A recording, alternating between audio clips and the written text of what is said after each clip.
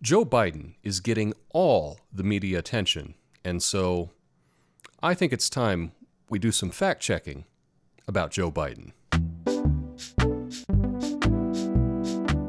Hi, thanks for watching. Today is Friday, Fact Check Friday, and today I thought I would do some fact-checking about some different stories that involve Vice President Joe Biden. He's been getting a lot of attention in the media, and so I just picked 5 stories about Joe Biden, and I thought we could do a quick fact check of those. The first is Joe Biden the most progressive candidate? This seems insane. I don't know who would make the claim. I'm told I get criticized by the New Left. I have the most progressive record of anybody running for the United, if anybody who would run. Wow. Okay, so Joe made that claim. If he meant by most progressive candidate the absolute least progressive candidate, then yes, this is totally true. Otherwise, I don't know what to say. Unless the definition of progressive has totally changed, I can't see how he could make this claim. He's pro-war, pro-bank. I can't think of a single thing that he's passed that would be considered progressive. So, yeah, I don't know. This one is beyond me. Let's go to the second story. Did Joe Biden tell an audience of African Americans that Republicans would, quote, put y'all back in chains? That is really insensitive. I don't like stories like this because if you're going to make a claim like this, you know, there should be some evidence. And, well, here's the evidence. Unchain Wall Street. They're going to put you all back in chains. So, wow, he did say that. You can draw your own conclusion about that. To me, it seems like a big gaffe, but he is the gaffe master. So I guess we can expect that, and we should expect more of that every time he steps out in front of a microphone. The third story today is, did Joe Biden take $200,000 to praise a Republican candidate 3 weeks before the November election? Well, that is a pretty bold claim to make, that he would do such a thing, especially if he was considering running for president. You would think he would never, take $200,000 and give a speech praising the Republican candidate. But yeah, he did that in the last election. And here's the New York Times article on it. This is a story that you probably haven't even heard about yet. In fact, there are so many stories of Joe Biden just being shady. It's actually quite shocking that they haven't been brought up. It's as if the media doesn't want to bring any of this up and they want to promote him. Perhaps. I don't know.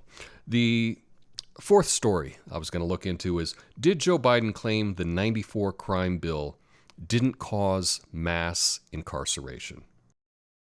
He did make that claim, and I've looked into it, and this one is a little nuanced. Incarceration rates have been going up at that point since the 70s, and no one particular bill is 100% to blame for that. It was a combination of a lot of different things. However, all of this does stem from the tough on crime atmosphere that was going on at the time. Now, Biden claims that the bill couldn't be responsible because it only dealt with federal prisons, and federal prisons are only about 10% of the prisons. But he really misses the point here. The bill did regulate that states had to keep violent offenders for 85% of their sentence to receive federal funds. So while the bill itself dealt with federal prisons, there were funding issues for state prisons, and the claim that Joe Biden made about that is totally totally false. Now, I know a lot of different fact-checking organizations have different ratings.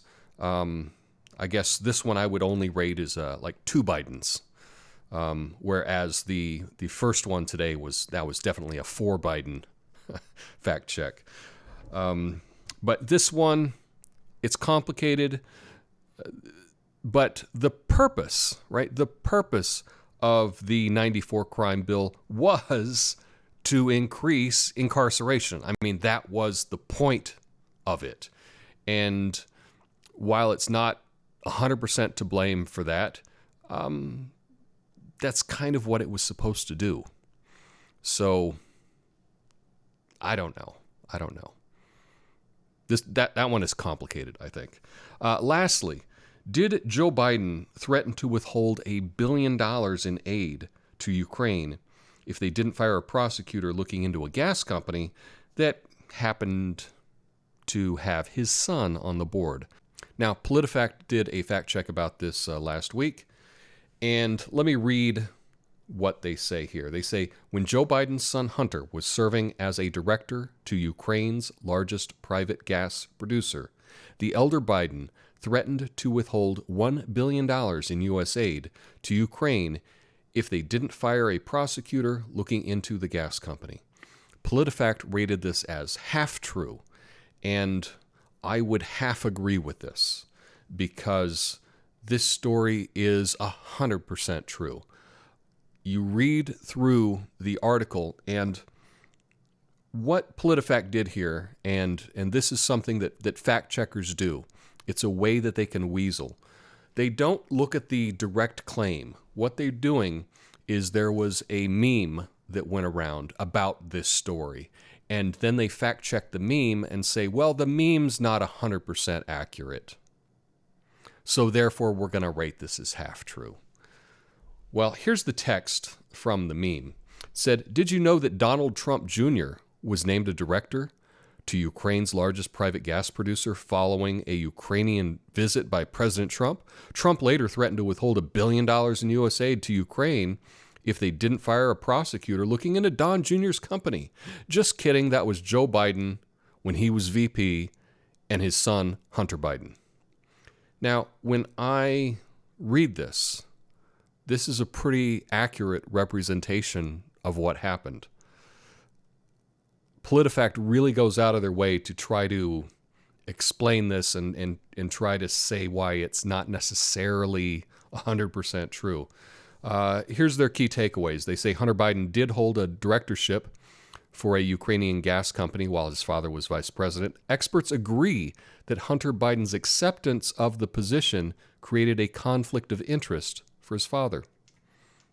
They also say that Vice President Joe Biden did urge Ukraine to fire its top prosecutor with the threat of withholding U.S. aid, but that was the position of the wider U.S. government as well as other international institutions.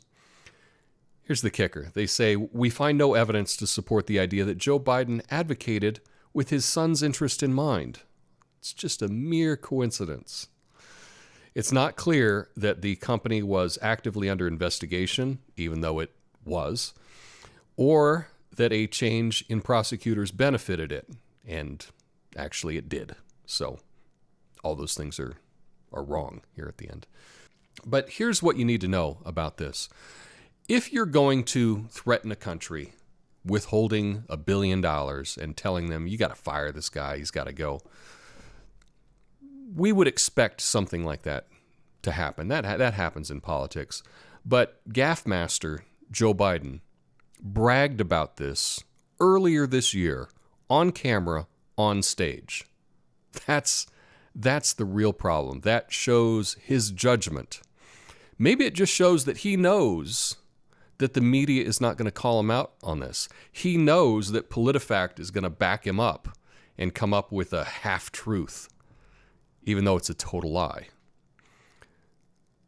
But here, I'll just play you the clip of Biden on stage admitting to what he did. I was, not but it just happened to be, that was the assignment I got. I got all the good ones. So I got Ukraine. And I remember going over convincing our team, or others too, convincing us that we should be providing for loan guarantees. And I went over, I guess, the 12th, 13th time to Kyiv, and I was supposed to announce that there was another $1 billion loan guarantee.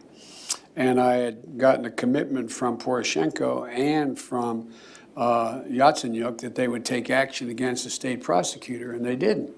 So they said they were walking out to press conference. I said, no, I said, we're not going to give you the $1 billion. They said, you have no authority. You're not the president. The president said. I said, call him. I said, I'm telling you, you're not getting the $1 billion.